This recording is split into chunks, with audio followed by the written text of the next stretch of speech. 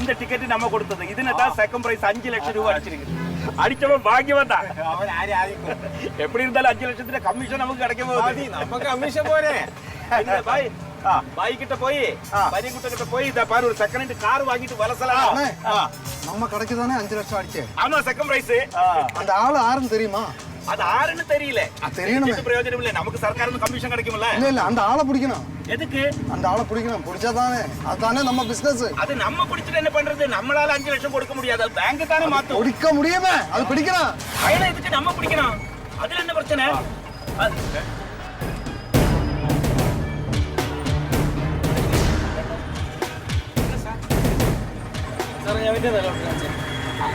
ஆமா இந்த பையன் இங்க இருந்து தான் லாட்டரி வாங்க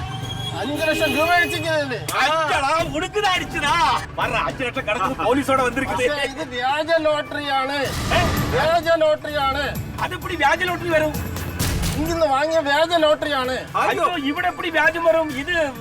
இது இந்த ஆளுடைய லாட்டரி டிக்கெட் நான் இது ஏய் நான் போய் ഇങ്ങോട്ട് ஐயோ சார் அது அவருடைய டிக்கெட் நாங்கள் வரும் அல்ல சார் நாங்க பாவங்க சார் ஐயோ சார் நாங்க பாவங்க சார் சார்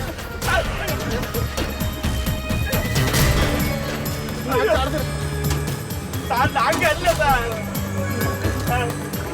சார் ഞങ്ങൾ വെറുതെ ടിക്കറ്റ് കൊടുത്തതാണ് സാർ ഞങ്ങളല്ല സാറേ ഇപ്പൊ ഇങ്ങനെ ഒരു പിടിപാടുള്ളതുകൊണ്ട് നമ്മ ചെന്നപ്പോ തന്നെ ഇറക്കിക്കൊണ്ട് വരാൻ പറ്റി അല്ലെങ്കിൽ ഒന്നും വെട്ടം കാണൂല വെട്ടം കാണുന്നോ മറന്നു കൊണ്ടുവരുത് ശരിക്കും പറഞ്ഞ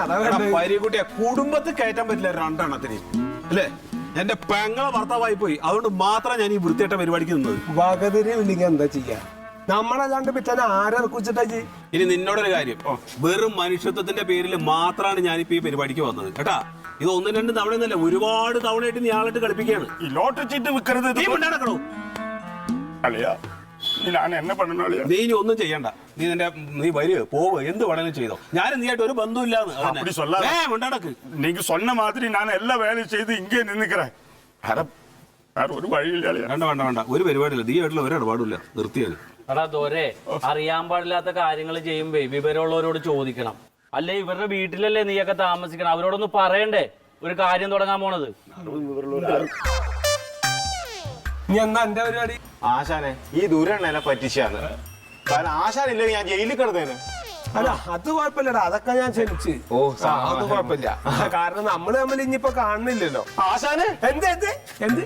കാണാണ്ട് ഞാൻ എവിടെ പോകാനുണ്ട് ആശാനെ എവിടെ പോവാനാന്നോ അനക്ക് ഇപ്പൊ തന്നെ പോവാൻ എന്റെ കാറുള്ളതല്ലേ കാറ് എന്റെ കാർ എവിടെ കാറ്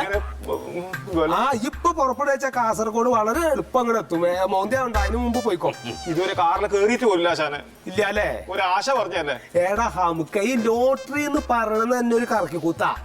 അതിന് പറ്റിക്കും കൂടി ചെയ്താലോ അപ്പൊ അടച്ചോനെ തന്നെ വെറുതെ വിടോ ദജ്ജാലെ വിടോ എന്നിട്ട് അവന് പണി കൊടുക്കണമെന്ന് കോട്ടയം വരിക ക്ഷമിക്കാം അവന് വേറെ ആരാ ഉള്ളത് ഒരു തവണത്തേക്ക് വിട്ടു അന്നയെ തിരിച്ചെടുക്കൊക്കെ ചെയ്യാ പക്ഷെ ആനക്ക് ഇനി ശമ്പളവും ഇല്ല ലീവും ഇല്ല ഭക്ഷണം മാത്രം നിക്കണ പോണ നിക്കണം ഒറ്റ വാക്കിയില്ല നിക്കെന്ന് പറഞ്ഞാൽ നിക്കും